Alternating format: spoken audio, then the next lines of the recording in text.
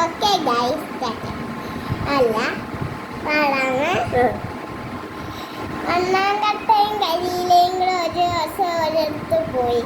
അപ്പോൾ ഒപ്പം കാറ്റ് വന്നപ്പോൾ മണ്ണാങ്കട്ട കൈയിലേടെ പുറത്ത് കയറിയിരുന്നു. കുറച്ച് നേരം കഴിഞ്ഞ് ആയപ്പം മഴ വന്ന്. അപ്പം മണ്ണാങ്കട്ടയുടെ പുറത്ത് കരിയില കയറിയിരുന്നു.